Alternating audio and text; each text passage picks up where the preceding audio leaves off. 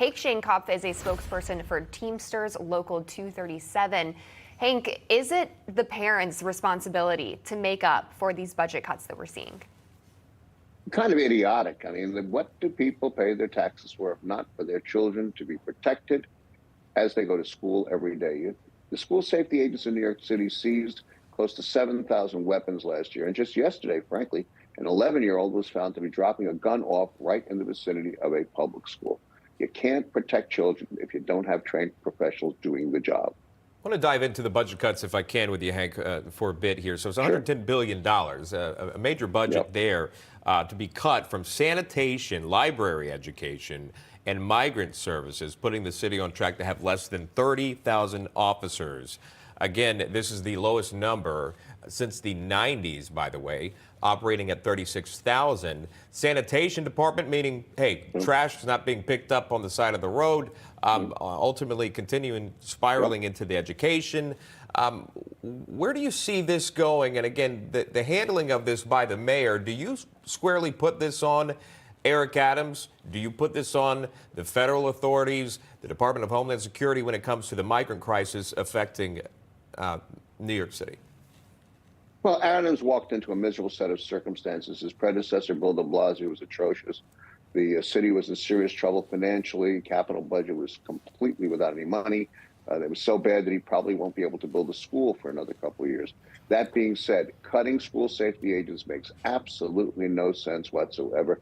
With the number of weapons seized, with the chaos in schools generally across the country, to say that we should just take 250 people in a class that was prepared to be trained and hit the streets after 17 weeks of training is patently absurd and is unjustifiable by any measure. I want to go back really quickly, if I can, too. We played a soundbite earlier from Governor Kathy Hochul. She's warning New York of a potential terror threat. Sharing any, again, that's really all we've been told as a public there. But in terms of that, you talk about these cuts, less officers, but a potential threat. How do you make sense of that? You don't make sense of it. I mean, the situation here and any place nationally you review it, and I've worked for police unions in 25 states, a very simple issue. Either you're going to provide safety for people, which is what the taxpayers pay for, or you're not.